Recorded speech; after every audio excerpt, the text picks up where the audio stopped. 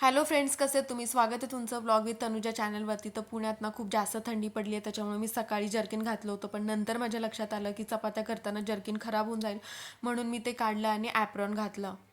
पुण्यात ना फक्त मी, माझे हस्बंड आणि माझी मुलगी राहते. तर मला असं हे सांगायचं आहे की आम्ही तिघे जरी असेल तरी घरात खूप जास्त काम पडतं. म्हणजे तिघांसाठी का होईना मला सगळं छोटं छोटं काम करावं लागतं. चपात्या म्हणा, भात म्हणा, घरातला पसारा आवरणं म्हणा, धुणं म्हणा. भलेही क्वांटिटी कमी असते पण आपल्याला काम तर तेवढं करावंच लागतं. सो असं काही नाही आहे की मी पुण्यात राहते तर मला काही जास्त काम नाही आहे. बॅकग्राऊंड म्युझिककडे, बॅकग्राऊंड व्हॉईसकडे प्लीज इग्नोर करा. आज होता बुधवार, सो मी आज सकाळी इथे ऑमलेट केलं होतं धैर्याला, आणि धैर्याला ऑमलेट खूप जास्त आवडतं. तर मी म्हटलं चला तिला ऑमलेटच करूया. तर चॅनलवरती तुम्ही नवीन असेल तर प्लीज सबस्क्राईब करा. काल ना आम्ही इस्कॉनला गेलो होतो, सो तिथेच आम्ही एका रेस्टॉरंटला जेवण केलं आणि तिथे भाजीसुद्धा उरली होती. सो आम्ही ती पार्सल घेतली आणि म्हटलं चला आता भाजी काही करायची मला गरज नाही आहे, जी आहे तीच भाजी आम्ही खाणार होतो.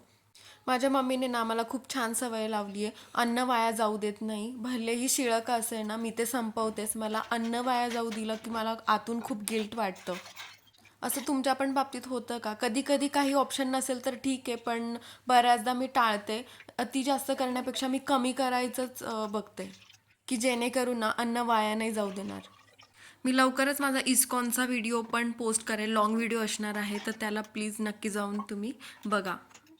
बरेच जण मला सांगतात की नॉनव्हेज नको, लहान मुलांसाठी चांगलं नाही आहे वगैरे. तर मला असं वाटतं पॅरेंट वाईज ती सगळ्यांची सेपरेट चॉईस आहे.